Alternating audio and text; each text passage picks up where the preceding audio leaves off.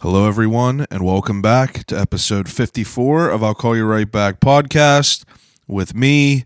54 episodes. The number 54 is significant to me in a certain way. I played football the majority of my life, and 54 was the number that I was all through like high school and shit. So like anytime I would get a number or anything, I would try to get 54. No clue why. There was no real reason, but we fucking sucked in high school. Didn't win a game of football. But 54 was always cool to me. That was always one of my numbers, so whatever. This week, there's a bunch of cool shit to talk about. First thing and the most important thing is True Detective is back. True Detective is a show on HBO that is a crime thriller type show, and it's fantastic. I mean, the first and second season are fantastic. Or first and third, excuse me. Jesus. Second season is terrible. Don't watch it. But the first season with Woody Harrelson and Matthew McConaughey, jeez, probably one of the best series of television ever created. And this third season is, it's pretty good so far. We're 3 episodes in, but it's pretty damn good. It's very like psychological and like, you know, it's definitely wild. It kind of tickles my, I like to watch all them like murder mystery type things and like, you know, True Detective, or not True Detective, but Making a Murderer and all that shit. All that stuff is like, you know, I have to watch all that. And we watched another one called something Abducted in Plain Sight. And Abducted in Plain Sight is about this family, and they were just idiots. It's like you watch this documentary and you're like, oh, like they sell it on the description is, oh, these neighbors were befriended by another neighbor and he was able to manipulate them and kidnap the daughter twice. And you're just like, what? And you're like, wonder how that happened. And obviously I was sold. So me and my wife sit down and we click on that and we're like, oh, this is about to be crazy. So we start watching it, and it's kind of crazy. And then you're just like, are these people just like idiots? And then, you know, it keeps going along and you're like, damn, it's crazy. And you're like, are they idiots or are they like just very, very unlucky and like just dumb? And then you're just like, nah, they're fucking idiots. And if you'd watch the documentary, it's worth watching just to see how like stupid these people were. But I don't know. That was a good documentary we watched, and True Detective was another thing we watched. But you know, I'm getting tired of just like watching TV and series. I need to pick up and like read a book or some shit. But anyway, the main reason everyone is here, episode 54. I have a special guest. He was on the podcast before. His name is Dave Pucalik. I've been friends with him since kindergarten. He is. Dave is one of the most interesting people I've ever met in my life. He is a traveler. He is an outdoor photographer, enthusiast. He is a cultured young man, and he's just a great person. Like I love him. He's seriously one of my best friends, and he's fresh off of a trip to Utah and Jackson, Wyoming. So I wanted to talk to him about like the feeling he gets after a trip and how people always say like, oh, I'm refreshed after that vacation. Like I feel rejuvenated or whatever the hell they say. But, you know, I wanted to talk to him because like he is the perfect representation of, you know, the fulfillment you should have when traveling. And, you know, I grew up camping, and like it was definitely something that was in my life for the majority of my life, but I've been out of it for a few years, and he's just been like he's dove head first into it, and he's just had so many experiences and so many awesome stories to tell, and I wanted to have him back on, and as always, a great conversation. So without further ado, episode 54 of I'll Call You Right Back podcast with Dave Pucalik.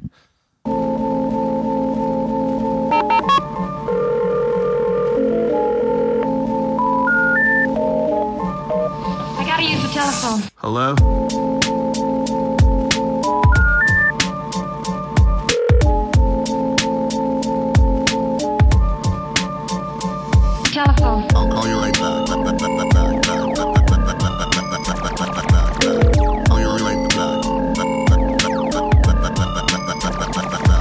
I'll Call You Right Back podcast.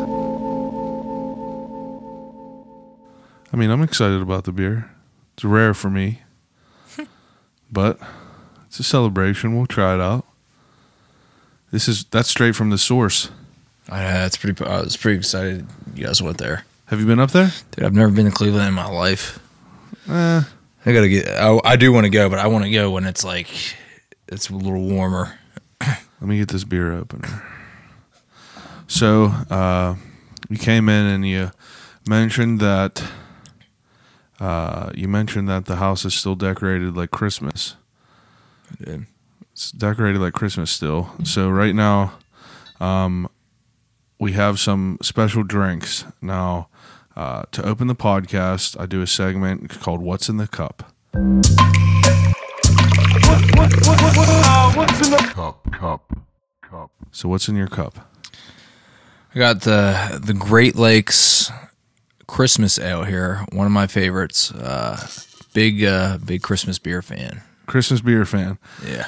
I don't really drink, as we all know, but I'm going to have one as well. Let me open this up and take an old swig. Ooh, it smells pungent. It's good. I never had this. Hold on. Wait till it hits your palate. Ooh.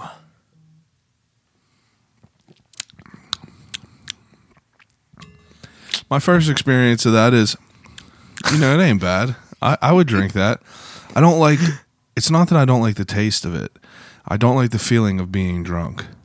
That's the whole reason of drinking that I don't like. I just don't want to be drunk. I would drink every alcohol drink that they make. Yeah, I mean, for me, I really am the hey, do you want to grab a beer and go and actually grab a beer and be done? Yeah, you like it. Like, you love the... Yeah, I genuinely like the taste of beer. It's a good social catalyst. People, it's a social lubricant. Definitely lubes people up. Yeah. I don't know. I just was never really into it. This is not bad, though. I could definitely... I would love to drink 6 of these, but I don't want to be fucked up. Well, and that's the other thing, too, is, I mean, these are higher percentage alcohol and content. Yuck. Which one is this? How high is this one? 7.5 alcohol by volume. 30 IBU. I don't know do you know what IBU is? Acronym, yeah, I did at one point. I took back when I got my DUI. This is my alcoholic rehabilitation class. They taught us about all the percentages and what all this meant. But really, they teach you that in there? Yeah, I mean, downtown McKeesport. Shout out. 7.5% alcohol. So I don't understand how that it's just 7.5% of that beer is alcohol. Yeah, I'm not a brewmaster either, so can't really tell you. You would think that this would be something that you would just, if you like it, you naturally have an interest in understanding it a little bit more. Yeah, what's in it and what the acronyms and. That's how I feel about coffee. I want to learn more about it. Yeah, so do I. I mean, I love coffee just as much as you do, and but it's. I don't know. It's one of those things where I guess it's kind of with everything. I mean, there's any hobby or any interest. I mean, you can take it to whole different levels. Oh, crazy extreme. Yeah. I went to this place called Tazadora. Are you familiar with that? No. It's a coffee shop in Millville. A girl named Anna that I know who is friends with all of us. She does this crazy artwork, and she works there. She's a manager for the kitchen. And she went to school for culinary arts and shit like that. But I met her there to pick up artwork, and this place is wild. Like, they were talking about, they have Counterculture coffee there, which is like a boutique-ish type coffee from North Carolina. But you could tell what it's like. Like, it's like a very, it's not like a Starbucks. I don't know what you would say. Starbucks, I feel, is just like a corporate chain, obviously. This is not a corporate chain, but this is like, you could feel that there's character in it and everything. But we were sitting there, and I met the owner, and she was explaining to me that upstairs they have like a coffee laboratory, okay? And any new employee that works there has to go through a 16-hour training in their coffee laboratory that teaches them how to exactly extract espresso from a bean. And they have a coffee master named Zach, and I met him yesterday too. And I was like, fuck, that sounds so sick. So I asked her, I said, is it just for employees, or like can other people do this? And she was like, absolutely, people could do it. So she ended up taking me upstairs, and I got to see their little lab, and I got to it's see like a science. Dude, it really is a science. Like this counterculture coffee has a color wheel of like all the complementary colors. You know what I'm talking about from art? Right. Well, this is like all the different flavors. So there's like rose water flavor and strawberry, and like tells you what flavors complement each other and like what to add and what goes well together and doesn't. And it was pretty cool. I would love to learn more about it. Yeah, it's interesting. Yeah, it's like kind of like wine in a way. Coffee, I feel, is similar to wine. People can pick out certain nuances and notes within each brew. Yeah, it's crazy if you want to get into it. Yeah, I don't think my palate is that articulate enough to really distinguish between notes. But like right now, part of, my parents are always asking me what do I want for Christmas, and we can go down a whole nother rabbit hole with that as far as, getting things for Christmas. I'm not rather have experiences than have 30 items stacked up in the corner. But anyways, I still get it, like to exchange a few items, whatnot. But I said, coffee is something I really like. I drink it every day. And I said, there's this advertisement coming across my Instagram about this coffee trade company where, it's sort of like the Hello Fresh and Blue Apron models where you can pay a monthly subscription and have coffee. There's different tiers, and you can have different locally brewed coffee from all over the U.S. shipped to you, and you can set your frequency, how often you want it shipped, and whatnot. But that's an awesome idea. Yeah, so what's that called? It's is it Trade Coffee? I'm paying for it, and I don't even know the exact name of the company. We'll look it up. Yeah, I'll look it up. It's or Drink Trade, I think is what it goes. And the Instagram handle. And they send you, and it's all local, or not local, but like it's all like privately owned coffee. Yeah, it's all. I mean, it's as far as I know, when I see, because they provide a little description of the brewer in their history and everything. And the one that I got is some guy holds the record for fastest time walking across Antarctica or something like that. Like something crazy. That's pretty cool. And it's but it's good. I mean, I'm on my 4th pound of coffee. I haven't opened it yet, but the first 3 have been pretty tasty. I've been happy with them. Yeah, you enjoy them? Yeah. And it's they're all I've done just a regular automated drip machine, and then I've done I also brew it. I have a little Italian espresso maker that I put over the stove. But that's what's up. Yeah, I enjoy coffee. I bought that counterculture coffee, and there's 2 different kinds. They have they have all the flavor notes and everything on there, and one of them was like chocolate, caramel, and like fruit, and like it's pretty wild. Yeah, the one I have right now is actually that chocolate, caramel, and fruit. It's some crazy combination. Do you like a coffee that is more? See, I don't really like a fruity coffee. No, I've had fruity coffees. I'm not a fan. I tend to feel like that a fruity coffee is more acidic. It tastes acidic to me. Exactly. That's exactly what I was gonna say. Is like I don't like coffees that. It's like my wine too. I'm not a wine connoisseur by any means, but I hate the ones that you can just feel it burn. It got that bite. Yeah, it's got that bite. Antoinette likes that, and I don't like that. Ugh, I hate that. And I like a smooth, like a rich, like powerful cup. And right.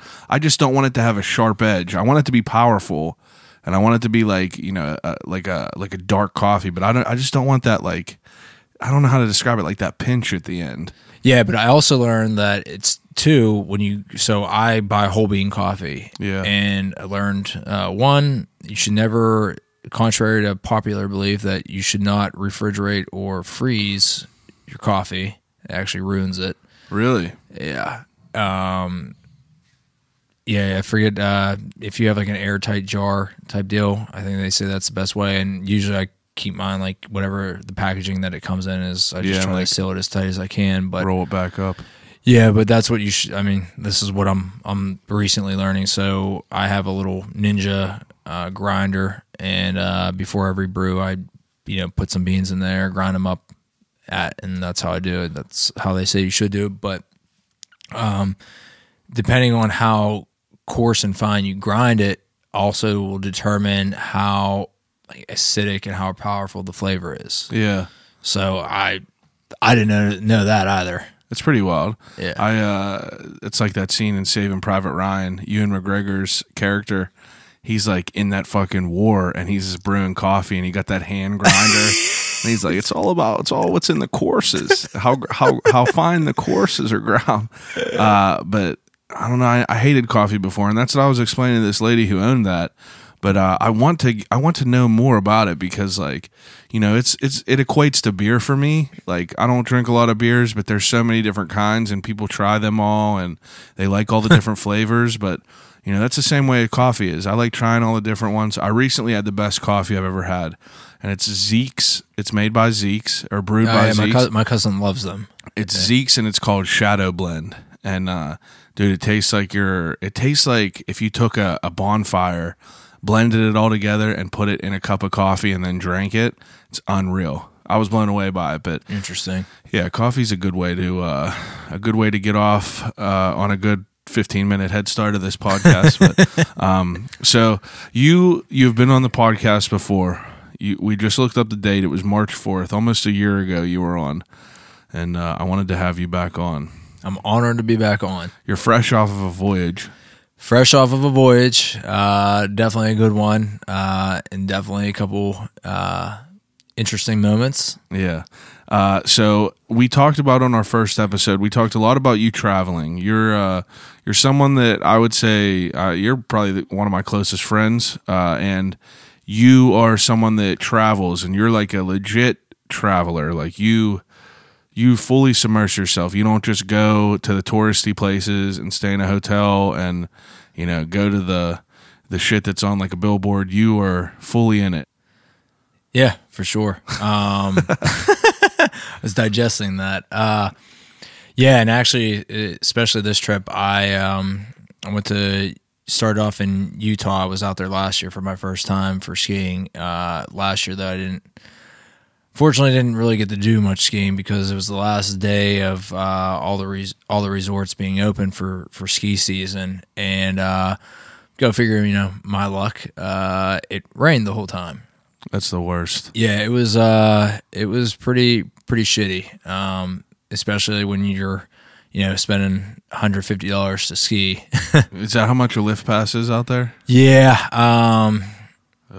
So I guess we're gonna kind of jump around a little bit, but. That's right. So back to last year when I went, it was funny because the whole reason I even went, and there's like you try to find a silver lining in every story, and there's definitely one in this one. But so last year when I went, the whole reason I did go was because I came across in my sock drawer I had this Southwest $250 voucher that I had to use before May, or else it expired. Yeah. So I was talking about I wanted to go out west to ski last year, and I'm talking to my friends who ski and everything, and people said no, I got too many expenses coming up. I don't have the vacation time. I got weddings, this and that. And me, like with the job that one of the benefits of my position is we're pretty mainly just focus on productivity, so get your shit done and you can have your fun. Yeah. So I went out there for a long weekend, and I have a friend that I grew up with and was very close with. We kind of lost touch a little bit after we both went away to college, but type of guy. I mean, I like to think I'm truly a genuine person by all definitions of the word. And so I reached out to him. I mean, it's not like we didn't keep in touch at all, but yeah. So I just said, hey man, I know you live out there. Like, I want to come out. Would you mind if I stayed with you? This and that. And he was happy to have me. So I put together. So I looked into the flights, like used this voucher, had to pay a little additional, but voucher covered most of the cost. So I fly out there, and one of the cool things is one of the insurance companies that we work with, they're based out of Salt Lake. So I reached out to the rep, one of the marketing reps there, Frank, and told Frank, hey, I'm coming out. First class service. Picked me up from the airport, brought me food. We went to their office, which is amazing office. They have they have a table made out of an airplane wing. That was, it cost them like $40,000 just to ship it and have it installed. Holy shit! Yeah, it was something. I mean, table out of an airplane wing. I mean, the plane from 9/11. No, I'm just kidding. No, but it was a pretty cool office. But yeah, he just chauffeured me around the whole time, and That's pretty cool. yeah. Now the funny part of the story is another insurance company, because I'm what they call a wholesaler, and so I'm a middleman, more or less. And so one of the other insurance companies that we work with, the lady that I work with there, her son, she has a couple sons. One's out over in Asia building skate parks and stuff. Really? He's got a pretty balling job. Wow. Yeah, you might have to get him on here. I'll probably put you in touch. That sounds wild. Yeah, so her other son lives in Salt Lake and works for Snowbird Resort, and which is a pretty famous resort out there. So I go out there, and my buddy who I was staying with has a pass to Park City, and I think most people know Park City. It's pretty famous. Dan Blazarian was just there with his crew of women. His crew of women, yeah. Unreal. I missed them by a week. But so he has a pass there. I'm like, hey, the lady I work with, her son works there too. I'm supposed to get a free pass, so like, let's do Park City. And I come in on it was a Thursday like afternoon. So Friday we're gonna go skiing, and so I wake up Friday, roll over to this lady's son's house. So I still haven't met him. Yeah. Still never met the kid. But so he leaves the pass for me. Well, I didn't check it when I got it. I just hurry up, scooped it out of the mailbox. Yeah. Okay, we're on our way. So we go over to the Park City. Passes for Snowbird. Oh my! So here I go out there because I'm thinking I'm getting free skiing. Yeah.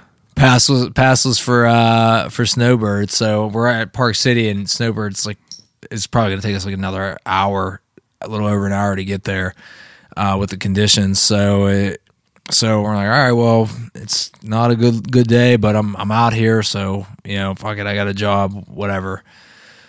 So pay for that. Probably the worst ski day of my life. Was it that bad? It was terrible. It was first. It seemed like it was going to cool down. It was going to snow. It just rained, and skiing in the rain. We're over 10,000 foot elevation, and I'm barely even moving.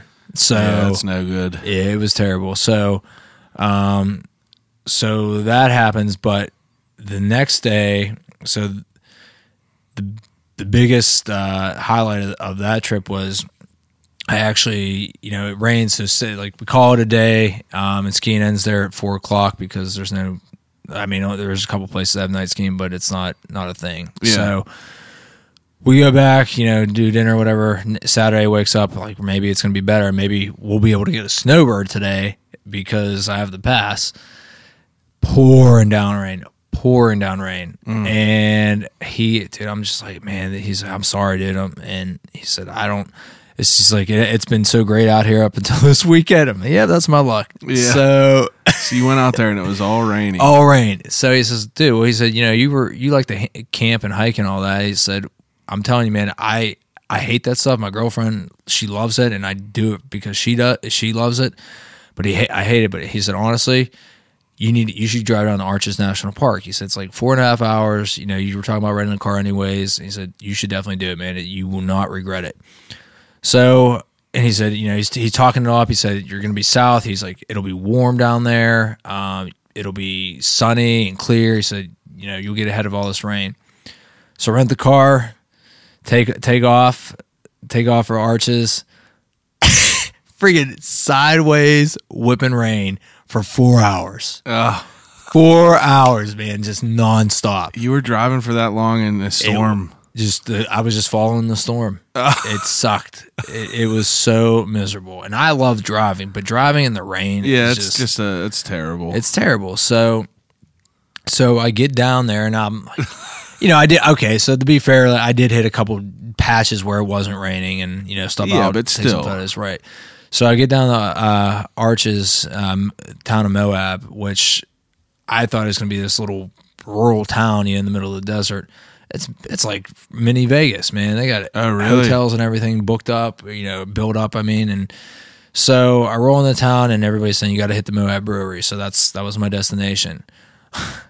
Get once again my luck. So I'm like, you know, hey, will I have any problem like finding a hotel? No, man. There's like plenty of places to stay.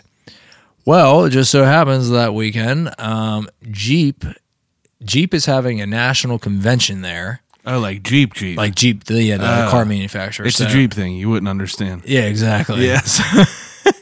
So Jeep is having some competition or something on there. There's like this international mountain biking competition going on. Legitimately, there's no vacancy. So I'm like, all right, well, I'm fucked. You know, like I'm sleeping. I got this little ass car. Like, well, I did a month-long road trip throughout New England, slept in my Cobalt along the way. Unreal. My toaster oven.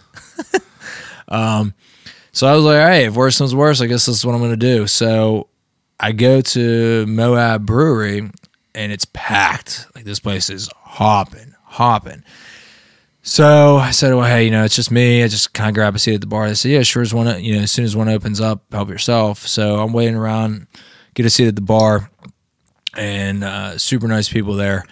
And a couple seats open next to me, and the bartender brings these two girls over, sit next to me, and I'm like, hey, perfect, you know? Yeah. I was like, you know, they're pretty cute. We'll see what happens. No, that wasn't even on my mind, but so they're super friendly. We started talking, you know, we're shoulder to shoulder, so friendly. I'm a friendly guy, so we started talking. They're actually from Canada. The one girl was doing massage therapy up in Vail, and actually leaving that job to go back to Canada. Yeah. So her friend flew out there to do a cross country road trip. Oh, that's sick. Her. Yeah, it was sweet. So so I ended up talking to them, and I mean, we got pretty deep pretty quickly as far as just like talking about each other's lives and stuff and life philosophies. What religion are you? Yeah, you ever exactly. see a ghost? Yeah. You ever kill anyone? Yeah, right. Yeah. So they asked me like, I tell them my story, my skiing, and then how I ended up down here, and they were like, well, hey, if you want to stay with us, you're more than welcome to. And it's a different world for a female, you know what I mean? Unfortunately. So for them to like say that, I didn't know whether to take them seriously or not. And they were so sincere. They were dead serious about it. They said, honestly, I mean, you know, just as long as you're not going to kill us or anything. I was like, no, you know, and, yeah. So I ended up becoming friends with them, and I went back to they got a hotel room a couple blocks down the street from the brewery, and they were literally like in a single bed together. They were smushed in. They barely had enough room for those two to sleep on the bed. So I slept on the floor, and then we all got up and went hiking the next day. It was awesome. That's fucking awesome. And then I drove back, so I had to get back. So my plane was leaving. My plane was leaving Sunday at like 2, I think, 2 p.m. Okay. So that I had to get back to Salt Lake. So I drove through the night. Like I got back at Salt Lake at like 3 a.m. after a full day of hiking arches. Yeah. And I made it back. I had to pull over. I took a 20-minute power nap. And then I got back there. My buddy, I told him I was going to be super late. He left the door unlocked for me and whatnot. And then he got up and shoved off. But what was pretty crazy was on the way back, the stars. I mean, dude, you can see unreal out the there. Milky Way and stuff. It was pretty wild. Really? Yeah, Because super wild. no light pollution. Yeah, it's awesome. Rogan and this dude named Adam Greentree. You know who that is?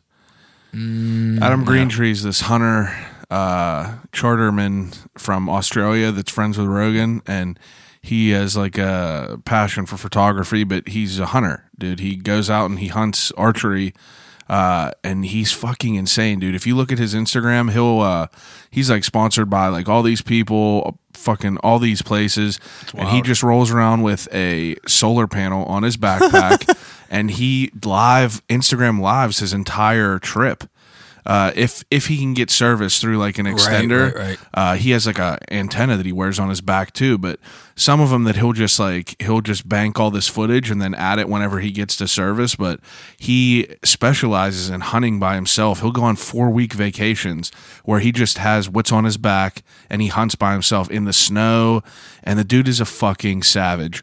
But in his most recent, he was in the Rockies and he was sitting there and they were fucking hunting grizzly bears, and then this grizzly bear was like surrounding him and like false charging him, and he has it all on his fucking Instagram live. This dude is Instagram living this grizzly bear as it's like false running at him. Wow, I gotta Google this, dude. He's wild, and he got a pistol just on his side for emergencies, and he like this bear was so close to him that he had this pistol out and like cocked and ready to roll, and it turned out the bear, like nothing ever happened, but 4 different times the bear was like seen circling him and shit, but he ended up getting back to the camp and checking his gun, and the gun was jammed.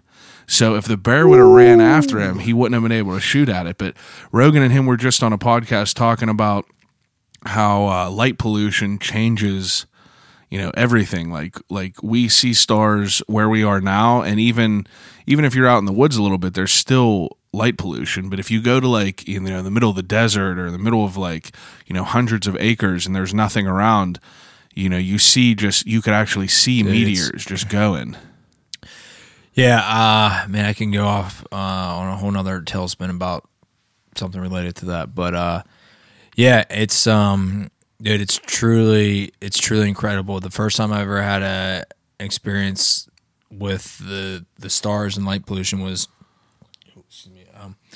when I was out. We went out for my birthday weekend a couple of years ago to San Francisco, and we drove to Yosemite. Yeah. And man, what a place! Like, unreal. If you've ever been to the Carnegie Science Center for one of their IMAX, like astrology. But it's real life. I literally felt like I could reach my hand out and touch these stars. It is incredible. And I'm not even, as somebody who's really fallen into taking up photography as a major hobby, I didn't really have that much of an affinity towards star shots and sky shots like that. I like mountains, but I'm telling you, that totally changed me. It is pictures. I mean, you see some awesome some photos on social media and stuff. Oh yeah, but, man, that's what this dude does now. He that hunter, like while he's hunting, he rolls around with a camera and he'll do like extended open and shutter photos where it'll be like I think he says his will be open for like 15 seconds or something, and I don't know, it's fantastic. Like I love looking at all them pictures, but I wanted to talk to you before we started recording. I was saying that I wanted to have you on again because you're fresh off of a trip, and people say whenever they go camping, their internal clock like resets. They feel refreshed. They feel some sort of refreshment from being disconnected and out on like a trip. And you've traveled all over. Do you get that feeling every time you come back from a trip? Definitely. I more or less. I travel a decent bit for work too. And so that's, even if I get to do my own little personal excursion while I'm on like away for work. Yeah, I'm going to Scottsdale, Arizona here actually this Saturday. Yeah. And I might try to do a hike on Camelback Mountain out there, but that's because I'm out there for work, it's a little different. So yeah, I bet. Yeah, it's like it's nice to do that, but it's I still have like an obligation to come back to in a way. Yeah, for sure. So, but yeah, doing a trip like I just did, and especially when I traveling internationally is my ultimate release. That makes you feel relaxed? Yeah, I mean, it's funny because like a lot of people traveling and doing stuff like that stresses them out, especially when you get into a foreign country, let alone a foreign territory where you don't necessarily speak the language. And I mean, we English is so widely spoken that you can kind of get by wherever, fortunately for us. But I mean, I love international travel. If I can, and I will soon be doing this, couple that with being on like a hiking excursion, I feel like that's going to be my ultimate high. Yeah. But definitely like, doing camping trips even around here is, now, there's nothing. Do you get a different feeling from whenever you go, like let's say you go visit LA or something in California and you're out there, and do you get a different feeling of like refreshment rather than like being out, like let's say LA, you're staying in some real nice hotel rather than just like sleeping in the woods bare minimum in a tent? Because for me, I feel way different. Like whenever I go camping, like it completely feels like you clean, like you wipe your slate clean. But like I just came back from Vegas. That right there was just all stress and anxiety for me. Man. You just automatic, like there feels like there's no relaxation, even though like I'm not partying or anything out there. It's just like not being. It's a vacation, but it's not like you're disconnecting. You know what I mean? Well, and that's the thing. I mean,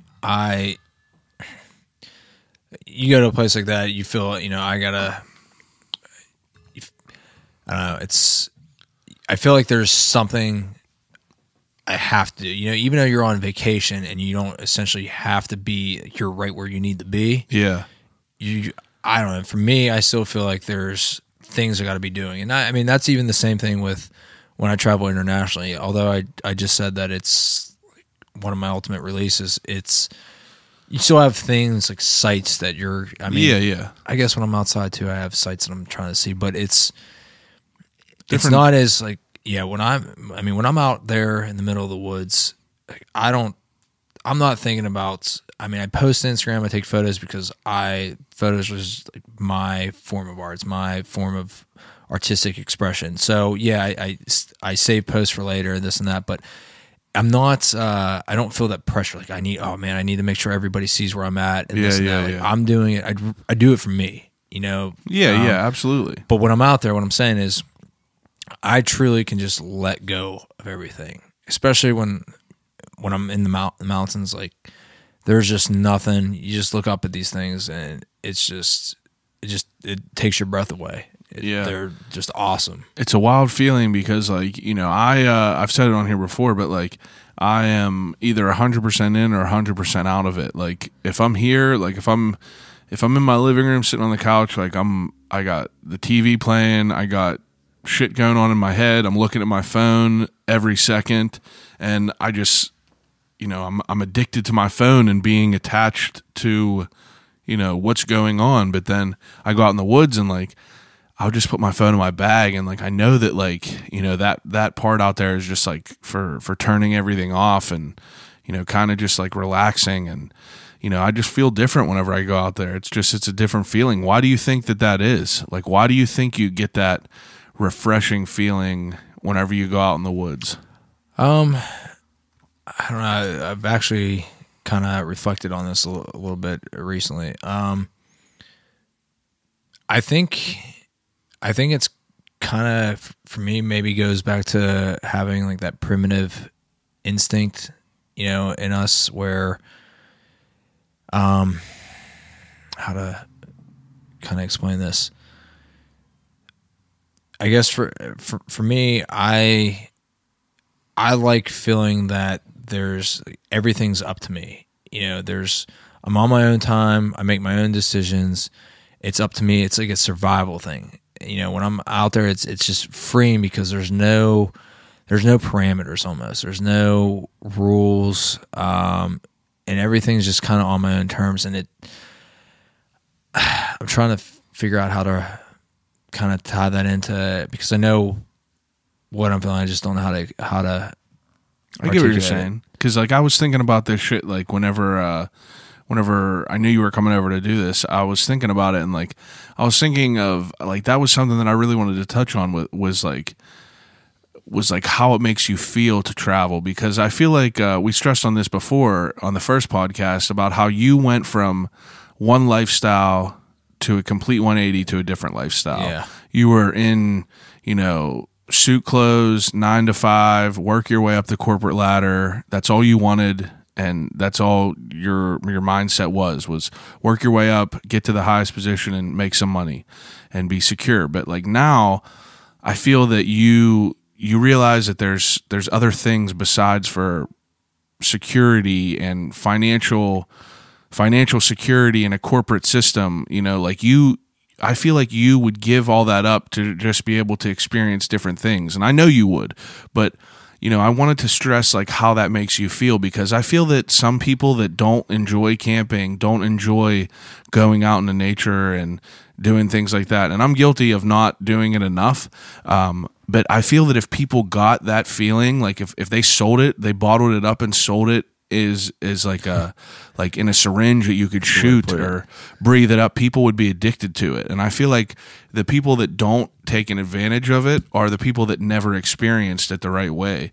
And I was thinking a lot about Boy Scouts whenever I was younger. Like today I was thinking about me being younger and being in Boy Scouts and camping. We at least camped twice a week or twice a month. Like every other weekend we would be camping, if that's the minimum. And like back then I didn't appreciate it as much, but like I still kind of did. Like I was still kind of pissed while I was there, like getting firewood and doing all this, like the stuff that you enjoy now, like preparing and like getting all your shit ready whenever you go. Like that's the stuff that you prepare for now. You're like, man, that's fucking sick. Like you like having your stack of wood, everything's nice and everything's ready to roll and everything like that. But back then it's just work, but you still get that same fulfilling feeling. Like you expended all of your raw feeling. I don't know how to explain it. It's hard to try to explain it. Yeah, and that's kind of what I was saying about when I use the word primitive. It's like for me, a feeling that stresses me out. I hate feeling ignorant. I hate feeling dependent. Like I don't know, or I'm unable to do something. And I mean, again, we can go a million different ways with this. It's like, if you're paralyzed or have some medical ailment or whatever, I mean, that's different. But just generally speaking, like that's how I feel. I mean, I like that, just that rawness, just being like, I don't know. I really can't find the words to describe it. And that is, I think in itself, if you look at that, I think that's awesome to have, being able, like literally speechless. I can't. Yeah. I have no speech. Yeah, I get what you're saying. It is. It's a different type of the feeling you get whenever you're like sitting around a fire. Like, I mean, it's weird because like in that moment of you camping, like for instance, when we went hiking that last trip, like when we went hiking, we almost froze to death that night. Like, and we really were not prepared. Yeah, there was no comfort in that whole trip. That whole trip, there was nothing comfortable about that trip. But like, when we were done with that, when we got to the car and we put all of our shit in there, and whenever we went to that place and had that burger and had that beer, you're like, fuck, man, that was incredible. Everything about that was incredible. But like in that moment of you like just getting out of the car, putting that pack on and hiking that 3 miles up a completely vertical mountain where I thought I was literally going to die, I immediately wanted it to end and shit like that. But there's Almost moments. stepped on that snake. Almost stepped in that. It's the first fucking thing I seen was a baby like rattlesnake or some shit. And I'm like, fuck, like this whole trip is going to be downhill, like figuratively downhill.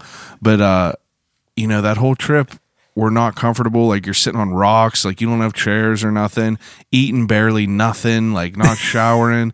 And like nothing about that is like, nothing about that should be fun, but like that feeling at the end is like addicting to get that. Yeah, because it's like you prove to yourself that you can survive. Yeah, we weren't so ill prepared that we were going to die out there, but I mean, we were 100% the coldest I've ever been in my life. Yeah, I mean, we definitely underestimated the temperatures. I didn't even have a fucking sleeping bag that zippered up. I was using a sleeping bag from Boy Scouts whenever I was 12, 13, and it literally went up to where my nipples are, and I could not zipper it up. So like I was just freezing the whole fucking night. I was so cold. I was just like, I was just praying that like I would fall asleep and I would wake up and it would be 6 hours later. Then but I would blue jeans on and I would fall asleep and I would wake up 10 minutes later and it would only be 10 minutes and you're like, what the fuck? And then Dave was wearing jeans and he like carried 2 gallons of water in his head. It's because like when we went, it's like it was warm as fuck out whenever we first started hiking. Yeah, we were sweating. But then we found this campsite next to the running water, next to a fucking creek, and we're like, oh, this is beautiful. Let's set up here. And then it starts to get dark and that wind starts rolling off that water. Coldest I've ever been in my entire life. And you're just like, fuck, you just want it to end, but then it doesn't end, and then you get sidetracked and you walk 3 miles or 3 hours in one direction you shouldn't walk in. And yep. You're just like, fuck, what else could happen? But it's very fulfilling to be able to have them experiences, enjoy it. And even if you're not like primitive camping and you're just like out next to a fire with your friends, just like, that's the best feeling in the world. I don't know. I enjoy it. Yeah, there's just something really like pure and I don't know. Do you think cell phones are toxic? Yeah, I think a lot of technology is toxic just because it's a form of reliance. Like that's the thing is, I don't mind asking for help for things. I'm never ashamed to ask for help, but there's a difference between like, I guess the only word that's coming to mind is laziness and like asking for help, because like technology, it's a resource, it provides so many different avenues for services, which, okay, so it's great because now people can be more entrepreneurial and start different businesses and employ, different types of people. But at the end of the day, for me, it's like, well, now we're losing a form of knowledge and information and letting this machine. We're relying on it rather than utilizing it. Exactly, and that's what bothers me. I mean, I always talk about like cars and stuff. I mean, I can't even change my own goddamn oil anymore because they got so many freaking sensors and all these different parts. Like they purposely design them so it's harder to get to, and like, gee, what the hell? Yeah, it's like, what can you even do? I think it's as weird as it is. Like I watch a lot of these movies. Me and Antoinette watch a lot of shit on Netflix, and a lot of shit is like post-apocalyptic type shit and everything. And I think about that stuff all the time, and like the people that are out there that never spent a night in the woods. And like I talked to my cousin, doomed. Yeah, like doomed. Yins are fucked. Like yins are fucked. Like I'll tell you right now, you're fucked. If it happens, it's just no good for you. Like my cousin who biked across the United States. Did you listen to that podcast? I did. It was awesome, dude. Unreal. He was like, whenever he said he didn't use a flashlight the entire time. No, and that's what I'm thinking. I'm like, man. He said he slept outside every night. Yeah, that was freaking pretty impressive. It's impressive and it's humbling because it's just like super humbling. Yeah. It's different. And really, dude, I think that's kind of what a lot of that experience boils down to is it just humbles you. It teaches you to like respect the natural powers and everything. And well, what broke you? What broke you from being your your original way, because you were a straight businessman before, and it's not like you're not thrifty or anything now, but you were a fucking businessman. All you cared about, work, get good at work, do good at your job. But like now you're not like that. You are, you want to travel, you want to see things, you want to experience things, but like you're also still level-headed enough to realize that you need a job and you need money to be able to have good experiences. Yeah. And I mean, it's like with anything, there's what people beat the system per se. There's different hacks and stuff that you can really it becomes a skill set that you can refine to not have to like truly rely on a good, good meaning like $40,000 or above income to do things. But I mean, there's a lot. I think I even said it in the first time I was on here. It's meeting my friend Cam Isaev from Azerbaijan in college. Yeah. I mean, I even said it when some of the people I met on my trip I just came back from. This kid changed my life. Like, it's people laugh at it. I get pretty emotional about it, because until I met him, that's really when my mindset started to change. Like, I had no interest in learning a foreign language, no interest in going to Europe. I was like, Pittsburgh's the greatest city in the world. That's it. I don't need anything more. And then he just totally changed that all around. And so that kind of started. But even, we were economics majors. So even after I met him and we went through school together, I was still like pretty money driven. I wanted to really work my way up the ranks. But I guess what resonated was that was the time I started like kind of get into Instagram and stuff and seeing some of the like amazing travel photos and accounts and whatnot. And then just the whole corporate downsizing that I went through. It was just like I really, really try to observe and listen to others' successes and failures. And, there's articles coming out at this time, like the whole generational change about, people weren't really loyal to their jobs anymore and changing jobs. And I used to kind of, even if you go back to old Facebook posts of mine, you would see that it's the worst. Like, I preached like, man, people complain about this and that if they would just stay there and work harder. Yep. So it's funny. That's, you don't know what you don't know, and it's like experience enough yet to really know. We were fucking idiots. So, I read some of the shit back from 2010, 2011, and you're like, Jesus Christ. Yeah, you just gotta say, like, that's where you were at that point, and those were the people. You may even still be hanging around with those people or not, but this has no reflection whatsoever of my friends or my the friends group I was with, but. It was just, it was really what broke me was really just corporate coming down. Like, you thinking, I put in so many hours of work at that company. And granted, people could look at what I did and like, well, this isn't really any type of significant work whatsoever. How much value did you really add for us?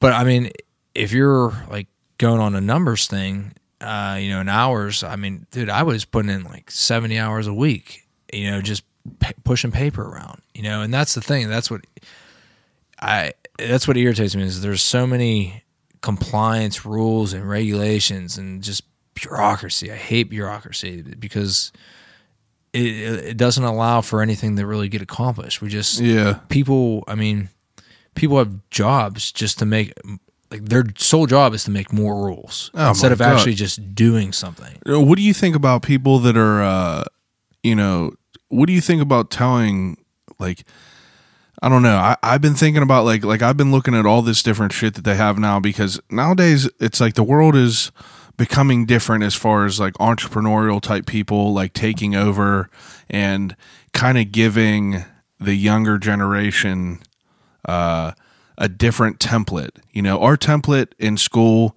was, whenever we were younger, it was get good grades, grow up through school, get good grades, fucking play a sport, get a job, work your way up, get married, and have kids and die. That was the template that you had. But now there's a new template that's kind of like a template that's made on colored paper that has like real cool font instead of just being on a flat white paper with 12-inch times Roman numeral. There's a different world out there that like so many people, like we're not at the age yet, I feel, where all the older generation is like phased out of bigger companies. Like I still think that it has their old feelings and their old rules and guidelines, but in 10 years, all that shit might be phased out. What do you think it is, as far as like educating the younger people in the world to like think about things differently, like not be scared of like trying to I know this is a hard way to explain it, but like the shit that I'm trying to explain to you is hard to describe. Like, people are always worried about their job and like, oh, I'll bend over backwards for my job and I'll do all this for my job. But realistically, your job doesn't give a fuck about you. It's like the owner of the job he's always going to pick himself over you.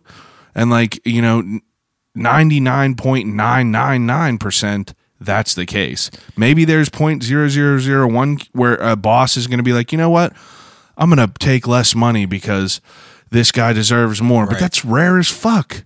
Most of these people are just like, I'm going to get most of this money. And if I could get more money because of this, like, he's an expendable asset to this business. Like, I don't know. That was a long way for me to say that. But like people, I'm sure, get what I'm trying to say. Yeah. I mean, it's,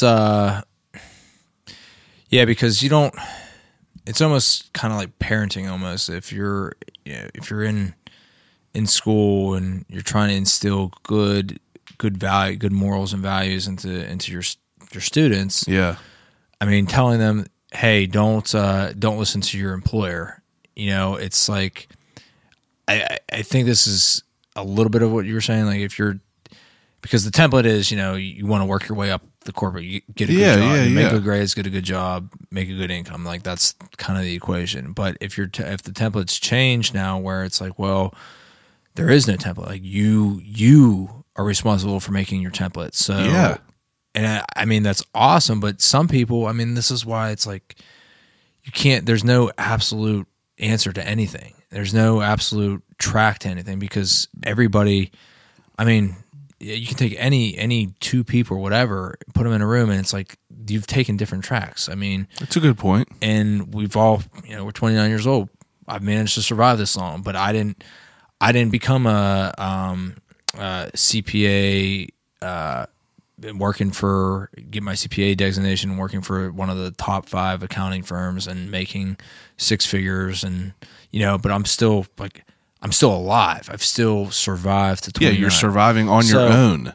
Yeah, so I mean, so now the template's totally changed where you don't have to, like, there is no set path. There's no definite rules anymore. It's like we can make our own rules, but yeah, because you were outcasted, if you didn't do that. And that's exactly it. You were outcasted. You're looked upon differently if you carry a different position that's not like your norm, right. Teacher, doctor, right. Whatever like that.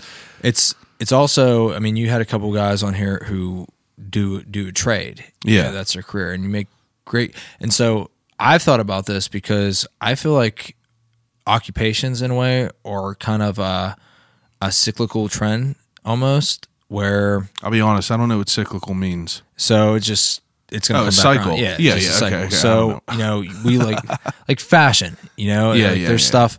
The '90s fashion is coming back. Like people are freaking rocking Tommy Hilfiger. I mean, overalls, jean overalls are like the big thing. Yeah, for sure. I feel like, I mean, it's definitely going to be different because there's just so much technological advancement. But I really do feel like there's a little bit of a resurgence in the trades. Like I feel.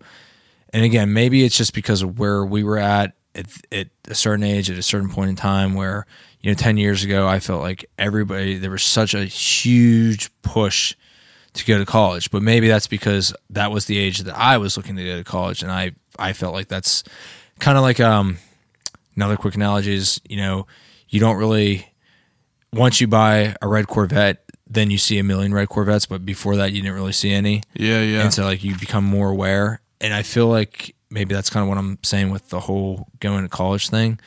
But it's, I feel like I'm being cyclical, talking in circles here. No, but I feel that it's, there's the value that we place on trades is coming back, where for a while we kind of got away. Like if you wanted to do a vocational route, Yeah, like if you were like a welder. Down. Yeah. I mean, honestly, I think you were kind of looked down on. That's why I had BK on, or Brian, for the people that are listening.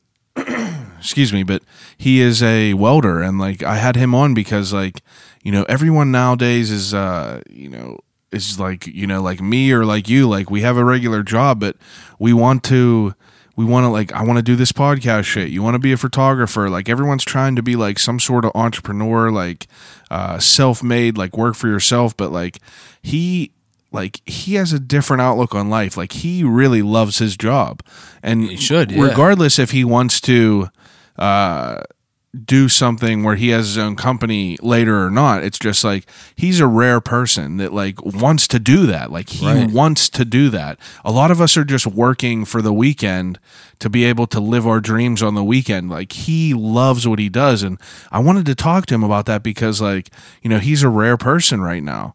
It's a rare thing, but you are right. I do agree that things do come back in cycles. Every single thing is coming back in a cycle.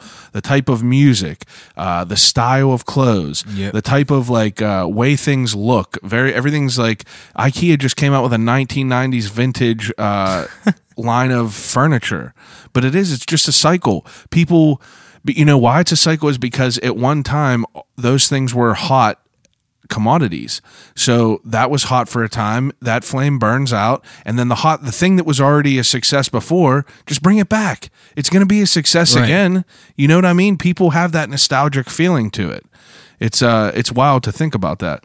This fucking podcast is just like all over. Yeah, we're going to talk about my my Utah and Jackson, Wyoming. Well, that's what I want to go to now. But like, I feel that our relationship is super interesting because me and you have had the chance to grow up with each other for 20 years, and in 20 years, you're able to learn about someone and see the different trends they go through and the different styles they go through and the people they hang out with and the music they listen to and what you're impressioned by. And like, the success or the positive of us being friends for this long is Jesus. We're able to see like what the end product is. At that moment, like we're our own guys right now. Like I've seen all the ways that you've seen all the things that I've done, and you've been able to develop a fine-tuned opinion of me. And like, I know the way that you feel, and it's hard to try to convey that through words to other people listening, just because we've had that like few years. Well, yeah. And that's what I was going to say. I mean, if there's one thing that I mean, really, when you said you were starting a podcast is kind of when I started to really get into podcasts a lot more. And now I listen to them when I work out instead of music most of the time. Why? But though? It's because what do you enjoy about them? Well, you touch on it on this when you do your segments. It's just something different. Like, I mean, music gets monotonous, and I like music, especially. I try to listen to Spanish music a lot because I'm trying to learn the language. So the only way that you just got to hear it on repeat. But I like to learn. I mean, that's one of the quintessential aspects of my life is like knowledge is power. You gain knowledge. Yeah, it's not like I want to acquire knowledge to suppress other people. I just like being able. The more people you can relate to, the more things you can talk about. It's like, exactly. It's just, why wouldn't you? Why wouldn't you want to know more? Exactly. It's exactly it.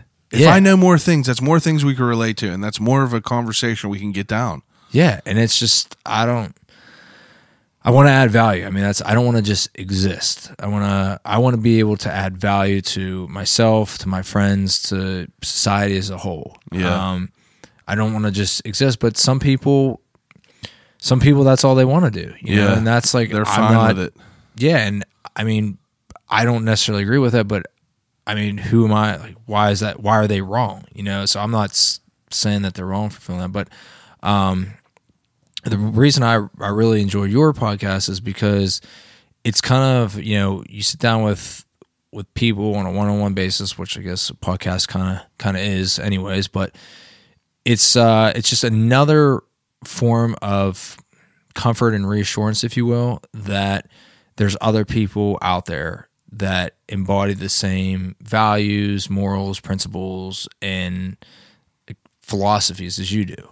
And that's what I like about yours. But for other ones, it's knowledge. I mean, I started to listen to a couple of Rogan's podcasts. The Minimalists, I like those guys a lot because they really have a great way of, and again, can't always 100% relate to them, but they have a great way of concisely articulating just living, like how to live a more simplistic and more fuller life. Yeah. And I agree with him. Like, I mean, and I discovered that on my journeys about like, wow, this, you know, if I lost, because that was the scenario I would always play in my mind. If somebody took a canister of gasoline and burned my house down, I lost everything in it. Like, what am I really? What are like the 5 things that are going to stand out in my mind the most? I don't have a set list, but I mean that's kind of what I would go over. So like if I would play out those scenarios in my mind. Like, well, if this happened to me, how would I manage? And again, those are pretty. Hopefully, you know, that never happens, and those are pretty dramatic circumstances. But I don't want to be that person that doesn't know what to do in that situation. I hate that feeling. I hate it. It drives me crazy. So that's why I'm always seeking to like challenge myself in different ways, to learn more about people, to, you know, life in general. And the only way to do that is to get raw experience. So that's why part of the reason I travel and like throw myself out there, because, you know, if I'm on my own, like I gotta figure stuff out. Like there's nobody there to help me. What do you think about now, to our benefit? I feel like both you and I are similar to the fact that, like, you know, if you put us in a room with 20 people, I'm sure we could become friends with at least 18 of them. And the other 2 are probably just fucking assholes. But, you know, I say that because, like, I feel like we're both charismatic. We both are easy to talk to. We both could find common ground with pretty much anyone. You know, I'm not afraid to talk to people and, you know, kind of dig in their life and be vulnerable with them and like share my experiences. Now, what do you think? Do you think it's more difficult for someone to embrace traveling that's not like that, that's not like you and I? Like someone who's more just, you know, quiet, more reserved, someone who doesn't like to be on social media, someone who doesn't like that. But actually, I'm not. We'll just say his name's Eric. I'm going to leave his last name out of this because some people don't really want to be publicized like that. But I have a friend, Eric, actually, and that's the first person that comes to mind. And I haven't talked to him in a couple months, but kid's wild. Super, like, physics major, super intelligent guy. Went to McKeesport with him. And he was just always real quiet and shy. And he admits that now. But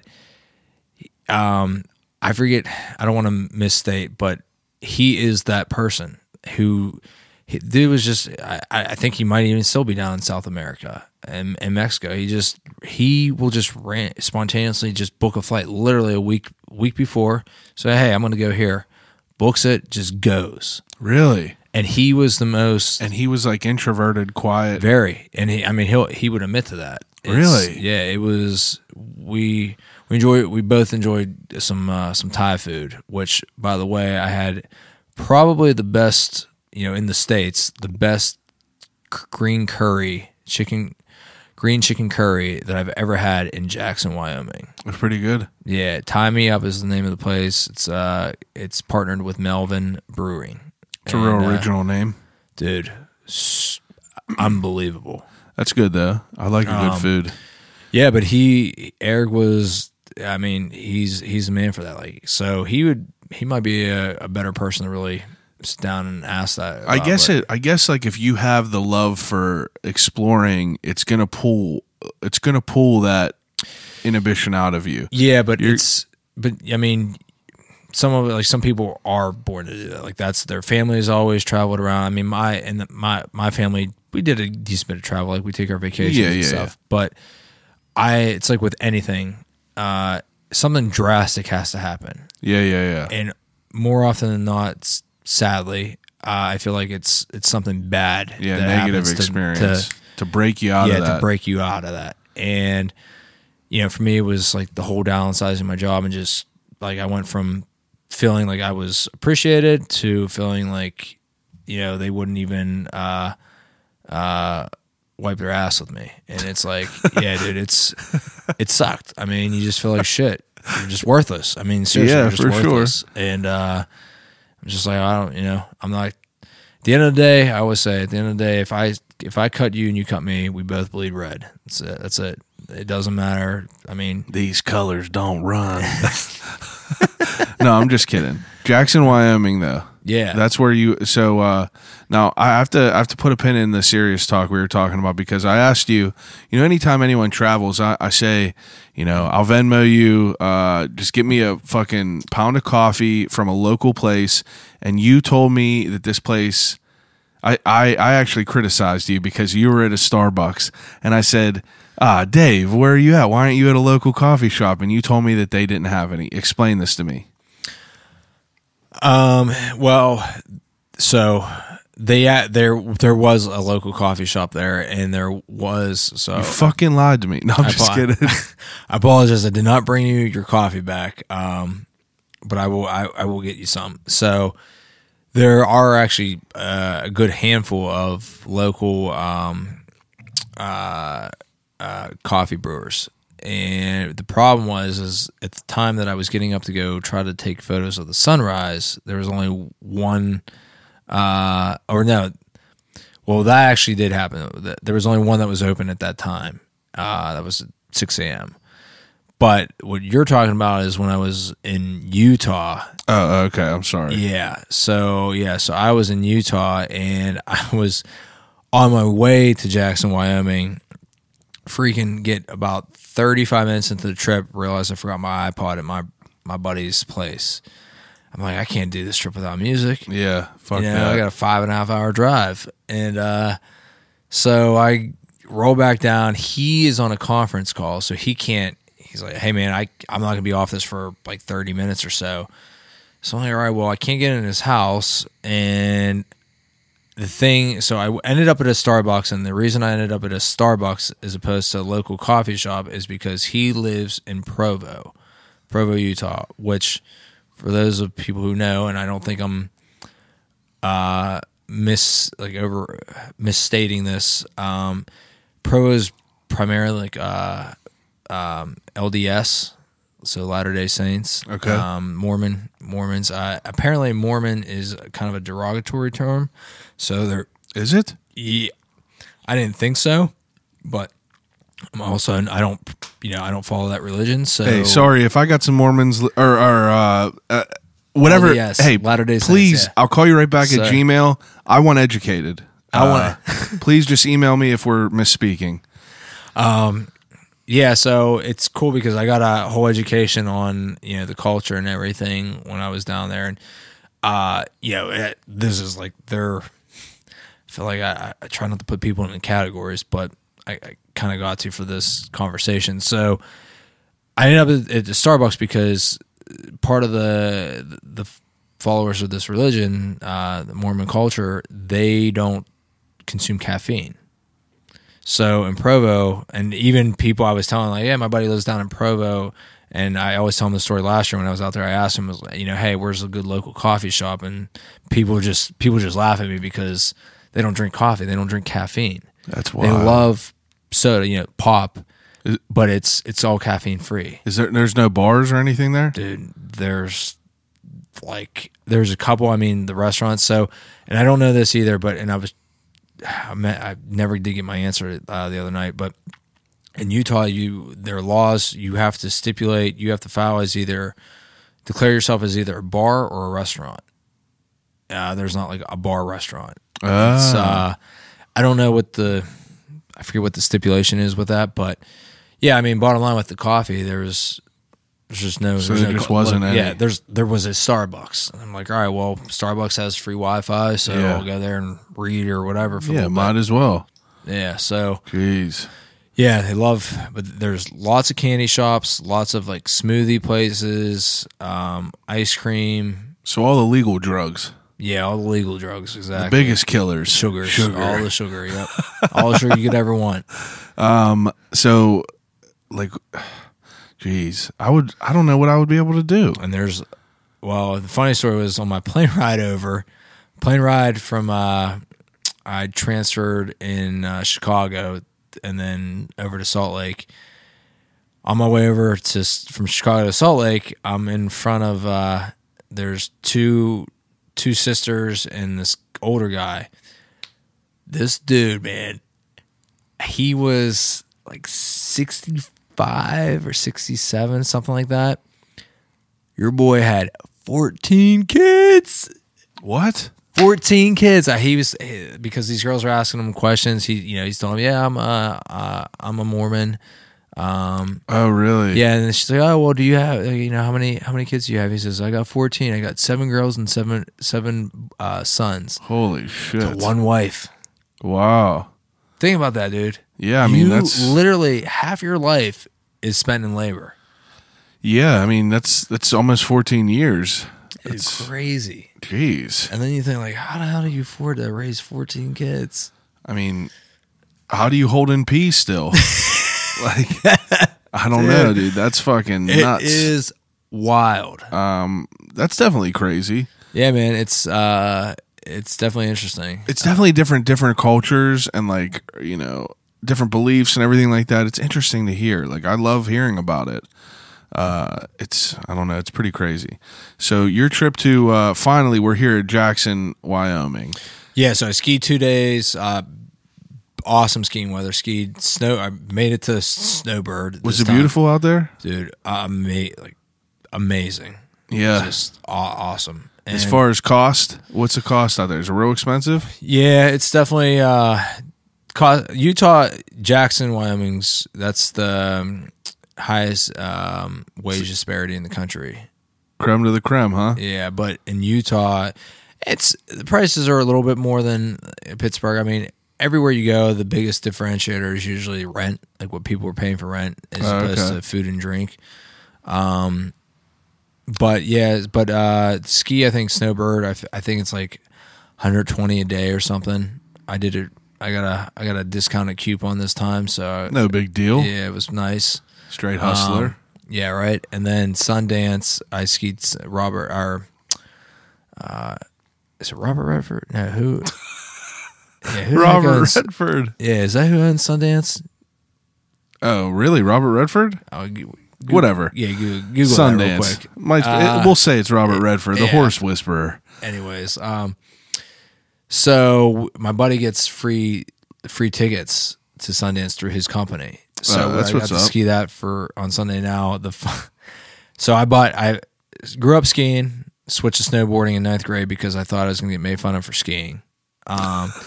Yeah, right. So I started snowboarding then, and I literally just switched back to skiing this year. Bought a whole new skis. Oh, you went out there and skied, dude. First time truly stepping on skis in 13, 14 years or whatever. Oh, really? I didn't know that. And dude, this you look like Seven Springs is a freaking bunny joke. slope. Yeah, bunny slope. The biggest one at Seven Springs is a bunny slope. And so they take me up there, man. And I play hockey, so I had a feel for it. But what's the elevation? So the elevation there, how does this work? Because Wyoming is actually naturally higher than sea level. But the mountain there, I think, was like 11.6. Oh, okay. I think that's pretty up there then. Yeah. So skiing was pretty shaky, huh? Yeah. I think Seven Springs is like 1,200. I don't know, dude. Yeah. So yeah, a little bit bigger difference, and dude, it's crazy. I mean, not only is it different snow out there and it's deeper powder, but I mean, Seven Springs, you're up and down the hill in 10 minutes. How long did it take you to get on a run? The one run I timed it 27 minutes, and it was like 20 something seconds. Yeah. Holy shit. Yeah, dude. Did you get balled up at all?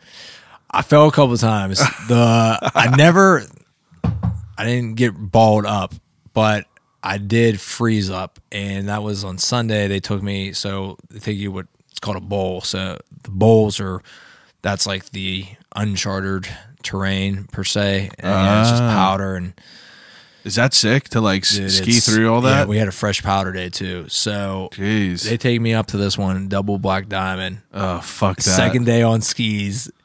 And you're not skiing 40 runs a day. You're skiing, like 15 runs a day. So, Seven Springs, you're ripping all day. Yeah, all day. And that's the thing. Them runs, dude, you just start learning. You could ski down them backwards. Exactly. So they take me down, dude.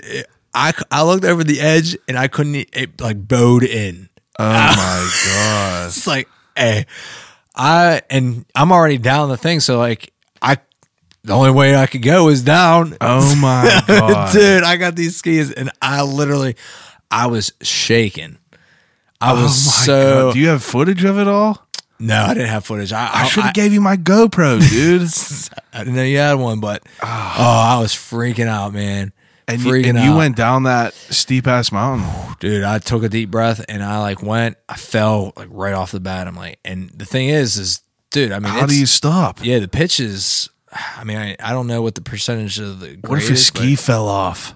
Well, it did happen to me. It did happen. And, thankfully, they have these little like brakes, like leashes. And it stopped. Oh my God, dude! It is. I was freaking. But once I got going, I was fine. And after the first like 400 yards, I was okay. Got a little bit better. But I would have probably cried. Yeah, man. I mean, Were you wearing a helmet? Absolutely, dude. I was gonna say. Yeah, it's not even a question out there. Yeah, Jesus. I mean, you were 1,000% in the minority if you don't wear a helmet. Did you see people ripping down there? Dude, ripping. He said, the big thing out there is send it. Oh, is it wild? Yeah, man. Now, do you think you would have been more comfortable if you were snowboarding? 100%. Yeah. Down that steep ass shit? Yep. I would have been.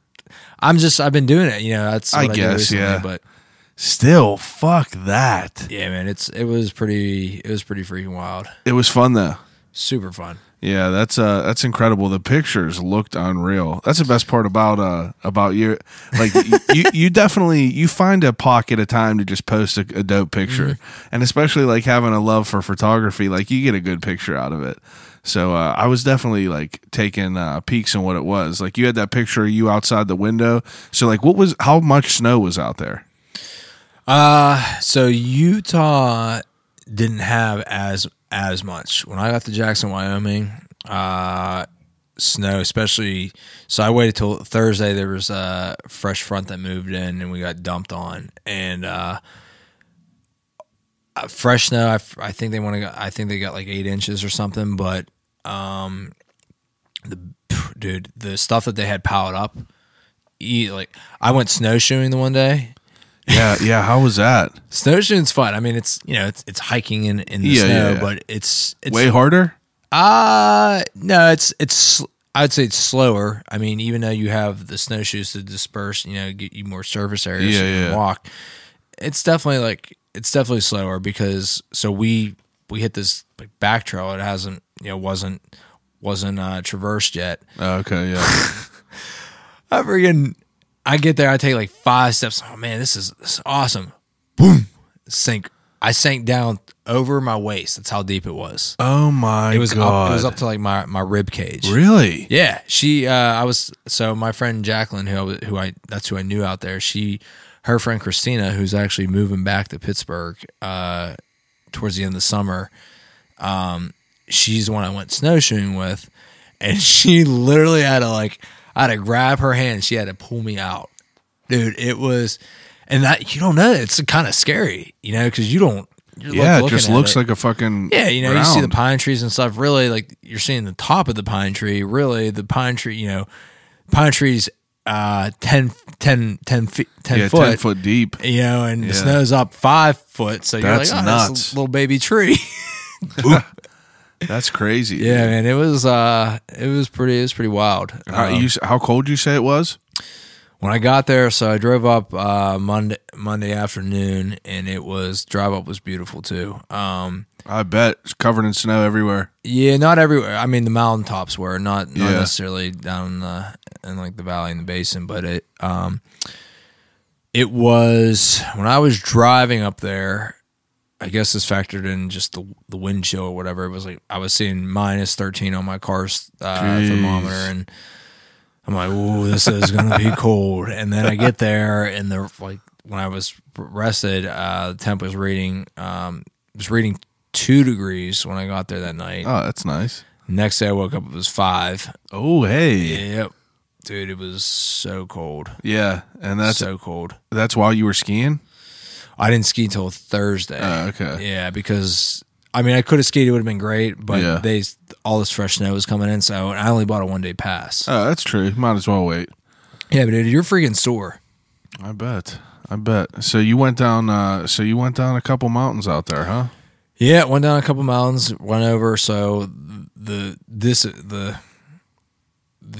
drawback to it is Grand Teton National Park is there, which is a dream destination. But so you have the government, layoffs. It's all happening now. So, but the park actually was. So the main road was open to the park. So I went over there the one day, but any of like the hiking trails or anything like the ancillary roads, all that stuff's closed down. So some of the shots that I wanted to get, I couldn't get to of the mountain range. But driving through the park and seeing what I did see was pretty amazing. Got to this Crater Lake, and there's people ice fishing and everything. I got some really photos, yeah. And I rented a zoom lens, telescopic lens. You rented it? Yeah, from Borrow Lenses. That's a place you can rent lenses. Yeah, they're always popping up on my Instagram, so I was like, I'm gonna give these guys a shot. Now, what's a cost to rent a lens? So I rented a lens and then a lens filter, a polarizer, and it cost me for those two. It was like $170 for the two for a 5-day rental period. $170. Yeah. How much is the lens? The lens itself is about $3,500.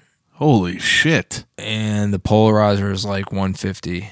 So it's definitely worth it to do that. What if you would have broke it? Did you have insurance on it? Yeah, you buy it's like $10 in the cost of the rental. Oh, okay. So it's definitely worth it to do that. That's a good idea. Yeah, I mean, I've always kind of like the reason I think they started coming up is I was searching like rentals because I'm like, man, the CSA is stuff, or CIA is listening to what we are listening to. Yeah, like your boy Ralph said that, man. It's definitely true. It's like it's 100%. It's scary. Like we'll probably get off this podcast and I'll get on my phone and there's like some type of advertisement about some other lenses. That's or a something. fucking awesome idea, though. Yeah, it's definitely a little more affordable. I mean, granted, if it's something like if it's a piece that you're gonna need to use more often, which after using this, definitely a missing piece in my bag. But oh yeah, it's dope. $3,500, man. Yeah, it's like Jesus. Yep. Did you take your drone out there? So yeah, I had to buy. So Unique, I gotta get in touch. They haven't gone back to me. The one that I did own, that crashed. Still haven't heard back from them. So yeah, they're getting a scathing review. And then so I bought a DJI Mavic Pro 2. I just didn't have a chance to really open it up and mess with it before I went. And I'm like, man, for me to go out there and do its maiden voyage, I'm only asking for trouble. So yeah. So I was like, yep, that one's gonna wait till I come back. But yeah, that's probably a smart idea. It was smart because so the national parks are technically, no fly zones. Kind of, well, yeah, but it's so desolate now that I probably could have got away with it. I really try to respect that stuff because you're a respectful guy. Yeah, it's not. I mean, trust me, I like breaking the rules, but with that stuff, it's like, it only takes you'll see signs in national parks. Like it only takes one set of footprints for 1,000 others to follow. So they're trying to rehab all the vegetation and stuff, and people were just like, I want to get this shot. So they hop the fence, and then all the tourists the tour buses unload, and that's fucking heavy shit, dude, for sure. Yeah, man, it's messed up. It's like, man, is it really it's really that important for you to get this precise shot at this precise angle so you can put it in your photo album or put it up on Instagram? Like, yeah, I get it. And like, I mean, that's why the professionals, I mean, I think a lot of them will request, special permission and like pay for a permit or something and get set up to get certain shots. But yeah, man, I'm not, for me, I won't another day. I won't get my 200 likes or whatever on Instagram, but yeah, got to feed that beast. Yeah, but it's taking it out there. It was, and plus, I mean, the cold messes with those things too. So flying this like, yeah, I completely understand that. It could have fucked it up. Yeah, and then that's like what, couple 1,500 just down the drain. $2,200. Jeez. Oh man, we just love things that are expensive, Dude, everything. My hobbies. I mean, but the thing is, I don't do it just for the fad. Like everything that I have, like everything that I invest in, I invest in it for a reason. You enjoy it. Yeah, it's like camping shit. Like I have expensive camping shit, but like you get what you pay for in that. 100%. And I've, like you've seen, I've tested a lot of that stuff out in the winter months, and yeah, dude, it's no joke. Like people, there's definitely a lot of. I definitely laugh at this myself because there's something to be said for it. It's like, we gotta spend all this money to go live primitively. Oh yeah, 100%. But yeah, we're not in that primitive state anymore. We're all killing animals and using their fur for comfort and all this. I mean, we do that, but it's not, for the most part. You know what I mean? But we spend that money to live primitively because we're really spending that money to get that drug, that feeling. It is, yeah. It's really, we're just harvesting. We're that feeling harvester. That's what it is, and those are just tools to get that harvest. Because like that shit is, it seriously is unreal. You never feel like, at least me, like I never feel more just like peaceful and like calm than like whenever I'm like out there camping, because like. You just know that there's nothing there. Like your phone ain't there. Like nothing is there. The TV ain't there. You don't have any. You're just there.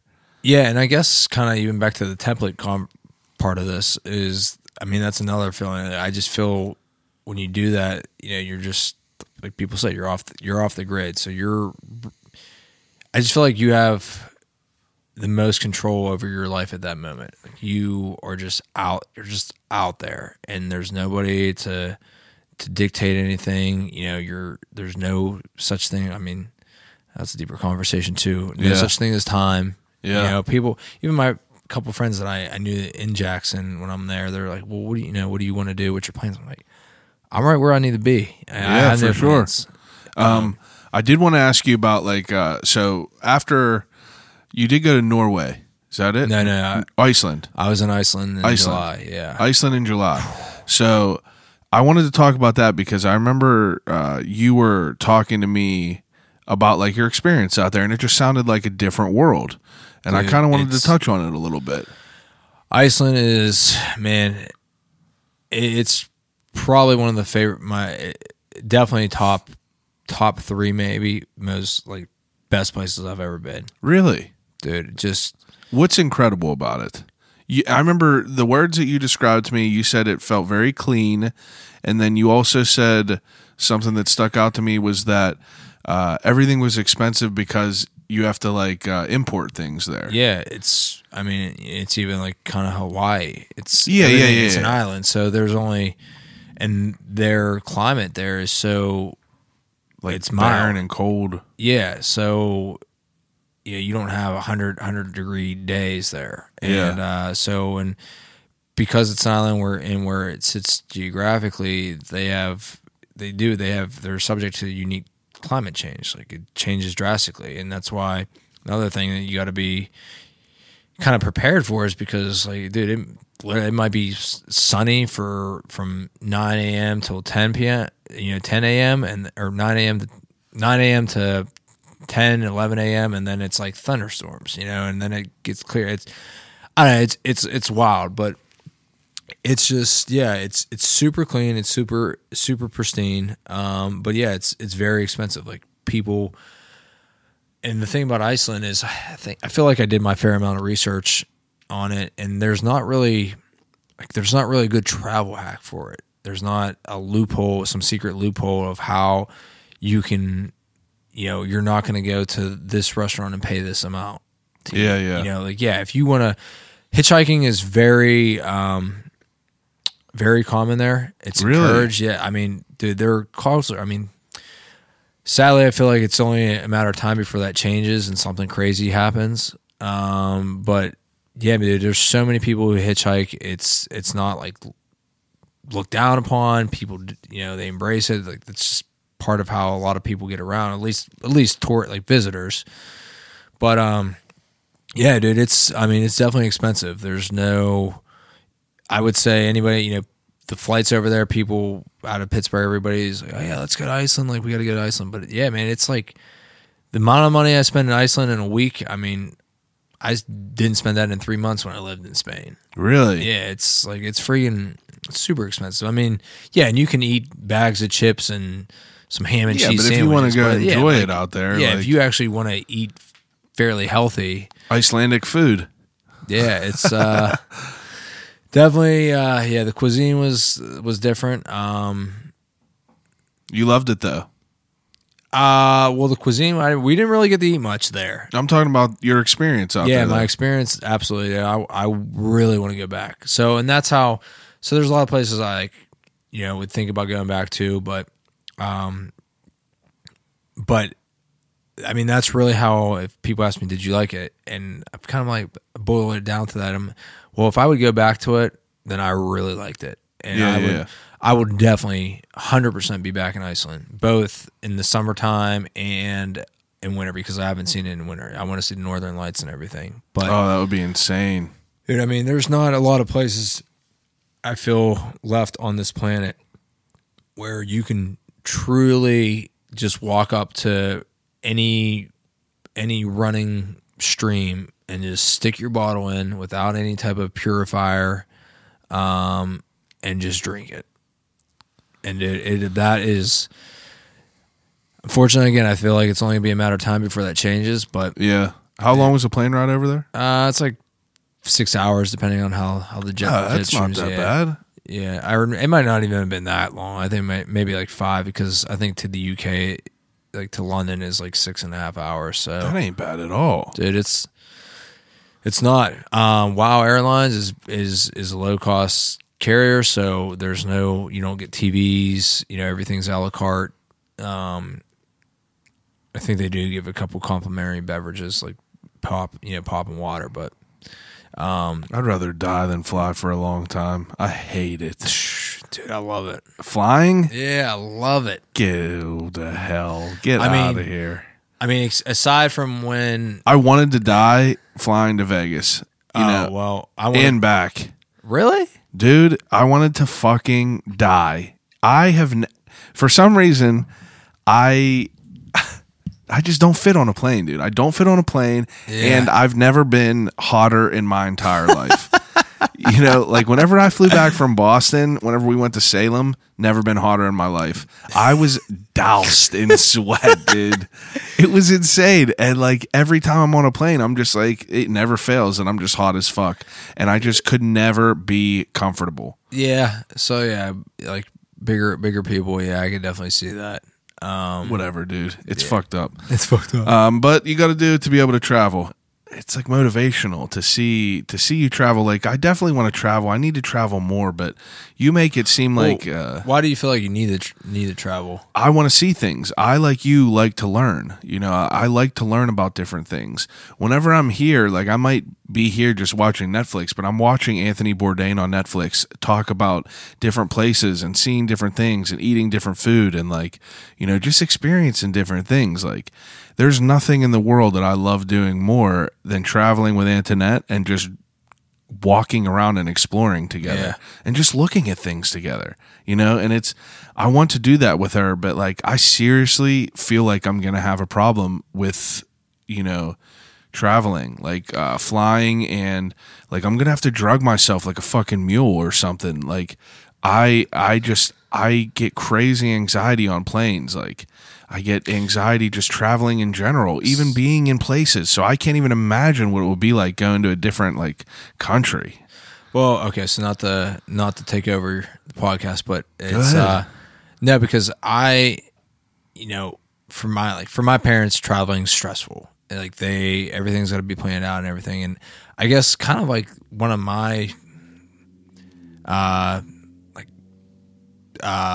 side factor goals maybe is I'm trying to show people that traveling doesn't need to be this like articulate, laid out format, and it doesn't need to be stressful. I'm not worried about having plans of traveling. I'm worried about flying to places. I really feel that's the only thing. If I could get there, like, are you afraid of the plane's gonna crash type thing, or are you just? Oh yeah, I'm 100% afraid of it. And I get insane anxiety about planes. Dude. If you get a little bit of turbulence, I'd rather die. You know, we had some major turbulence on my flight back last night. But, oh my god! Yeah, and then he was telling us like, yeah, the runways are icy and snowy, and we're like. Come on, man. Why are you telling us that? You know what I mean? Like, I cannot deal with that. Like, if I was on an airplane, like in Almost Famous, where they're all flying and the plane, like, drops down like 10 foot and then drops down again. Like, I feel like there's a scene in Family Guy where he just, like, sees something and then breaks his own neck. Like, I feel like that would literally be me. Like, if I ever... That's why I feel like I can't go on a cruise, dude. I'm so terrified of the ocean and open water. I think I'm more terrified of that than anything else. 100%. Like I'm more. I mean, I've only done one cruise in my life, and I remember it as I was 10 or 11 years old at the time, and I don't have a big desire to go on cruise. Not because I am like that. Kind of freaks me out when I really think about it being on the open water, but I just don't like. I don't like having options, and that's kind of even I can kind of relate with like planes and stuff too. Because, you don't like having options? No, I don't like not having options. So, oh my god, some of these cruises have fucking more things than you could even do on them. Yeah, I guess too. But like, I want to be able to I want to get off this freaking boat. I get it. All right, well, we don't dock in the port for another day, and then you have 4 hours to go explore, and then you're gonna be back on this. I'm like, no, I want to get off and. I don't know, just go. Crashing on an airplane and being in the ocean. Singing on a ship. Being in the ocean is honestly my biggest fear in life. Just floating in the ocean by myself. Like Mark Wahlberg at the end of Perfect Storm. # spoiler alert. But Mark Wahlberg just floating in the ocean. I would 100% break my own neck. I would try, dude. I would just be punching myself in the face trying to knock myself out and hopefully drown because, like, I could not. I would probably just have a heart attack because that's how scared I would be. But I don't know, dude. That right there is a perfect way to wrap up this fucking podcast because we've already been talking for almost 2 hours. Wow. And we got to hit the desert island questions. Here we go again. Okay. So, yeah, man, I wanted to have you on again because, like, you're just a different person in life. Like, it's fucking incredible to be able to say, like, I've been friends with someone for 20 years. Like, people are so fickle in the world, and it's just a weird feeling in the world that, like, so many people are faking everything, and, like, we've never had just a single problem. It's just, And it's incredible for me to be able to see the way you were growing up, being like, you know, always having a job, cutting grass, being thrifty, being tight with money, always wanting to get a good job, work your way up to see what you are now. And it makes me so happy because, like, you know, you're living a successful life, but you're living a fulfilling life as well. Right, man. And that's my last comment to this was. You know, that's one of the biggest things that I get out of travel. Not just that, like, peace of mind and that freeing feeling, but it's also because I'm truly seeing things for myself. So I try to be pretty environmentally conscious, and there's a lot of the photographers that I follow are really minded and wired in that same way. So they have this like 2019 initiative going on, and Greenpeace, if you follow them on Instagram, is trying to do the same thing. And the critics will say, they'll post these photos of, they were doing like the 10-year and 100-year challenge where they'd like show a photo of something. Yeah. And that's my whole issue, is because stuff like that, it really is. I mean, the critics will say, well, like that photo's, photoshopped or whatever. And like, really, it very well could be, but if you go see it for yourself and see that, like, wow, they really didn't lie about this. Like, especially there was a 60 Minutes thing a few weeks ago about recycling, because I'm a huge advocate for recycling. I get so mad when I see people like, not recycling, we're just going to throw this in the trash. Dude, I was like that until last year. Dude, I hate it. But I was kind of proven wrong, because on 60 Minutes, they revealed, man, dude, our recycles are just freaking going into containers and shipped over to China, and then they just end up in the streams and stuff. Like, and they had a recycling plant in the U.S. that they interviewed, and straight up asked this dude, like, well, where's recycling going? Like, they're like, well, we don't really have a solution to recycle. We don't really recycle things. We just think we do. I'm like, this is fucking crazy. So we've all been deceived. We're thinking like, man, making this conscious effort. Now, I granted, like, some of it does, like, there are other uses, and there's a company called Threads that, like, I think it was in Haiti, that they take a bunch of the plastics and stuff and they make it into clothes and things. It's pretty neat. But yeah, for a majority of it, dude, we're just passing it off somewhere else. It's just going from point A to point B, and never really like actually being recycled. That's insane. And that's what's crazy is, and most people, like, I mean, how many people did we grow up with that would like, I mean, even now, people are just like, I don't care enough to really do it. I'm not going to make the extra effort to do it. And I was on the phone with you driving to Wyoming when I was like telling you I'm picking up this fucking trash. The garbage can is literally 10 feet away, and people deliberately just stuck it there. And that, dude, you have no rationale for that. But, until I feel like, that's why I feel like it should be literally, we make all these laws. It should be a law that people have to go and spend like 6 months a year in certain places of the world, just so that they can be humbled and get some perspective. Because there's a couple people I follow that are like in Indonesia now, and dude, they post these pictures of all the trash just like in the waterways and stuff like that. I mean, dude, it's terrible.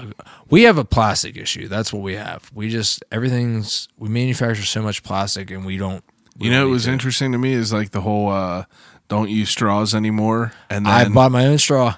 I get it, but then I saw how a specific incident with Starbucks, how they were like, oh, we're gonna make them lids. They got the lids. Yeah, they use more plastic. Yeah, they make these lids that are supposed to be better because there's no straws, but they use more plastic, and you're like, Jesus, like, what is gonna go on? Like, what's gonna happen in 20 years? Where are we gonna be? Dude, who knows? Like, it's gonna be crazy. That's the thing. I mean, it's honestly why I don't want to have kids, dude. Like, it's fucked up, and I feel bad to not have kids strictly for my parents. That's one of my main reasons. I feel that too. That's one of my main reasons. It's like, but that also doesn't make me feel bad. I know my brother's gonna be popping out kids. But Matt. I just don't want to have a kid. And I used to want to have a kid so bad and be like, and yeah, fuck yeah, I would be a badass dad. Yeah, I would be killing it. But I just don't think that like the world is insane right now. The world is insane. It's insane. But people probably said the world was insane 30 years ago too, when things were changing. But dude, there's fucking. But it's insane. Yeah. What do you think it's going to be like in 20 years? Like, imagine, like, we were talking about this. Did you listen to the episode with Chance Humphreys? I believe I did. Yeah. Keep Pittsburgh dope. No, I didn't get a chance to listen, but I know he was photographing for my friend. Yeah. So he's doing photographs and shit. But like we were talking about, like the pressure it is to be a kid nowadays. In imagine having that pressure of like the social media, even just a social media page. Like, dude, like it's I feel the pressure. I'm trying to do that. Yeah, it's intense, dude. I got a podcast. I'm trying to gun for these people's positions. Like I want that top spot. Yeah. Like I'm out here grinding for it, but like, it's stressful, and I couldn't imagine what like high school would be like with fucking cell phones attached to your arms, and I don't know, dude. It's just it's intense. It's intense to think about that. I maybe fucked up, but I ran into. It happened. Maybe I shouldn't say this on air. That's all right. I ran into a woman, kind of on purpose, because she was walking with her head down, just glued to her cell phone, not paying attention. And I didn't hit her hard, but I was like slowed my pace down, and I just kind of let her run into me, because it's like, man, people gotta freaking wake up. Like, why? Yeah, I don't know. Pay attention to what's going on around you. I'm guilty sometimes too, though. I mean, so am I. But we all have our vices. I try to, if I know I have to respond to something, I step to the side. Like I agree. I'm not right where everybody's at. Anyways, whatever. All right, we'll wrap it up. All right, so a perfect way to bring us into Desert Island questions. I do a segment at the end of each podcast called Desert Island Questions.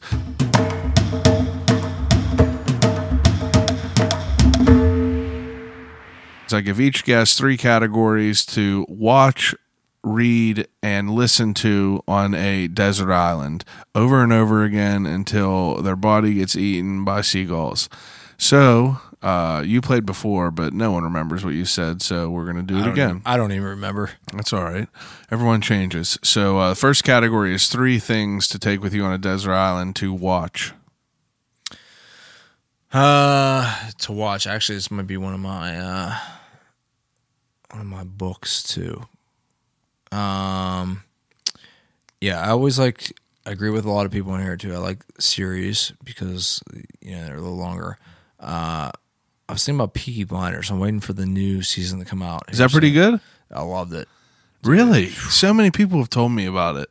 Yeah, I loved it. I should probably watch it. I didn't think I was at first. Like the first 5 minutes, I went, ooh, I don't know if this is gonna be me or not. But dude, I get into it. Plus, where like the time period that it's set in and their style of clothing and stuff, I love it. Give me a quick breakdown of it. It's are they running hooch? Huh? Are they running hooch? Well, yeah, they do some of that. Then they started getting a little bit of drugs and yeah. So it's don't tell me nothing else. Yeah. Okay. Okay, that's a good first choice. I'm gonna probably watch that. Yeah, it's good. So I like Peaky Blinders. I've really made an effort to read more than watch over the years, but one that I just rewatched recently was Perks of Being a Wallflower. Oh, which is so good. Be one of my books too. Yeah, I feel like one of the quotes from the books too is like, did you ever? What is it? I forget verbatim how it is, but it's, did you ever feel like read a book and feel like you're the person in it or something? And I man, 100% can relate to that. Yeah, that's a good book. Yeah, I think that's a good book. And movie as well. Filmed in Pittsburgh, so shout out. So Peaky Blinders, Perks of Being a Wallflower, and another one I just watched recently I love too is A Bronx Tale. Oh yeah, dude, so good, super good. Should make the choice or not? Yeah, I do love that movie. Very, very good movie. Yeah, so this might be my 3 because after I watched those 50 times, I probably just off myself anyways. If the seagulls didn't get me, and then the seagulls didn't get you. Yeah, but in books, like, I didn't say this the first time, but I thought about it afterwards, and then I heard somebody else say it on one of the episodes. Like, I freaking, like, one of the books I'd bring was definitely like how to survive on a desert island. Yeah, I know what I mean? Like, I can't remember who said it, but like, Yeah, You know, I mean that would make sense. you remember the book fairs in high school or in middle school? Like I bought this it looked like an encyclopedia, but it was a marine like survival guide, and it had the wildest shit in there. Like I remember the one thing I read that like blew my mind was like how to make a foot snare for a deer, and it's like you get like 4 sticks and you tie them in like a cross pattern, and you have to like lash like a vine around it, and whatever they stick their foot in, they can't pull it out because like the pointed sticks are like holding it. Dude, wild. And I was like, Jesus, like this is crazy. Jesus. But a book like that is such a good idea. And then the DJ Afterthought was like, I'd take every episode of Bear Grylls, and I was like, oh, that's a good idea too. I mean, like, even though that dude was a fucking fraud. I never watched it, so Yeah, he was just fake. He was just doing fake shit. yeah, I don't like Les that. Stroud is the boss, though. All right. Survivor Man. Actually, I was just Survivor was actually the thought that was just in my head. Like, I can't believe that show's still on TV. Yeah, that's so good. I'm like, wow. Anyways, Books. yeah. So books. So Perks of Being a Wallflower. I don't Walt Whitman book here, poem book, but I probably wouldn't bring that. So Perks of Being a Wallflower, the survival, like a survival book. Yeah. Third one, I know we're always thinking of enjoyment, practicality. I'd probably take like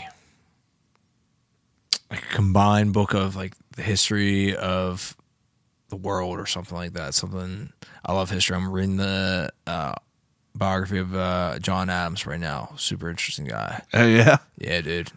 I bet. I love history. I don't always can't sit here and rattle off dates and. But it's fun to read about. Yeah, man. It's good. That's good. You're fucking funny, dude. Anyway, third category is things to listen to. Things to listen to. I think I've identified about myself as I'm like a pretty emo guy. Yeah. Yeah, I've been rocking like really rocking some Mayday Parade, like the original stuff. Yeah, that's real good shit. Yeah. Have you ever heard of Go Radio? Yeah, man, that's what's his name broke off from them. And Yeah, so I did not know that. I think he only put out the one album though. Unreal though. But it was super good. Every song I just was told about them like a month and a half Really? ago. So that whole thing is like a brand new band to me. Yeah, man, it's all Unreal. His voice is just voice, unreal. yeah. That's why I was bummed when he left. Yeah, just insane. Yeah, those guys are like, if, you read some of their lyrics and stuff of the original songs, man, they were good. Dude, did you know that in like Jamie All Over and shit like that, they did the mastered song has the dude from Go Radio, but in the video it's the other dude with the long hair, the long red hair, and that's not even his voice really. Dude, wild shit. I didn't know that. No. Yeah, it was just insane. Anyway, Mayday Parade is definitely up there. Yeah. I'll give you their whole catalog because that's just so good. Yeah, I like them a lot. Yeah, music. I mean, that's the other thing about music today. There's so many new artists constantly. Like it's Soulja Boy. Oh, that dude. Yeah. Soulja Boy's a genius, honestly. Yeah, I mean, he's creating a buzz. I don't even care about celebrity gossip whatsoever, but I know I happen to come across and so Mayday. Yeah, Mayday discography. I would definitely have that. I really like this artist. His name's is it Ben Schneider? He goes by his name is Lord Huron. Okay. Yeah, good. Like that's like my like outdoors music. Love it. Never heard of it. Yeah. Maggie Rogers just put out a new album on like Thursday. She's awesome, dude. Check her out. Don't know who that is either. And then, man, I don't know who else. I honestly, Drake's a controversial person. His music is good as fuck, though. Whether he writes it or not, dude, it's good. Whether he writes it or not, it's all right. Yeah, that Take Care album was. Oh yeah, that was a shit back then. That was real good. Okay, those are good choices. You got Drake, Lord Huron, and Mayday Parade. Yeah, those are good choices. Okay, So I don't know if I did death row meal the last time you were here. No, you didn't. That was something. That was something new, but we incorporated the death row meal. Boy. Yes, I would probably do something maybe from like a little bit of each of one of the countries that I've been to. I think it's like I have a little piece of something. But yeah, I think that's what I would do. I'd have like a menu. If I visited 30 countries by that time, I would want a meal from each one of those countries. Like their wheelhouse meal. Yeah, their like wheelhouse meal, yeah. What they're known for. Yeah. Almost like an international village. Yeah, like something that would take me like 30 days to eat, and that way I can extend my life. That's good. That's good. Okay. And the last question is, if you could have a conversation with anyone alive or dead, who would it be? Man, that is Jesus Christ. He wasn't real, so I'm just kidding. Man, actually, it would probably be something. I mean, yeah, I love my grandparents and everything, but my grandfather was. I was just saying that the other day. I wish I would have been just a year too older before he passed. Yeah, but I honestly, yeah, like I would do either like somebody from the Roman times. That would be cool. Like my man, Egyptian. Yeah, like something like, yeah, dude. Like, it would be wild to talk to them about that, to see like how pyramids were made and shit like that. Like I've always been so curious, man. If I really did. That's actually probably something. Either that or like George Washington, just like somebody from like a crazy. How'd you get them wood tooth? How'd you get them wood teeth? Yeah. That would be wild. Abraham Lincoln or some shit like that. Just because I'd love to just hear about how. Or George Washington Carver, even. Oh, talk about the peanut. The peanut. There you go. There you have it. A long rambled on podcast that was jumping from here to there. Follow David on Instagram at designated Dave. One Dave designated. There's number one in there because the original designated Dave was taken already. One designated Dave. Designated. The number one, Dave. Designated the number one and Dave. I love you. I'm glad that we're friends still. You're a very interesting guy. I look forward to having more conversations with you. Thanks, man. For everyone else, obviously, find me wherever at I'll Call You Right Back. On Instagram, at I'll Call You Right Back. Everywhere else across the boards. Email me, tell me who you'd like on here, at I'll Call You Right Back at gmail.com. And just give me some feedback. I appreciate it, and I'll call you right back.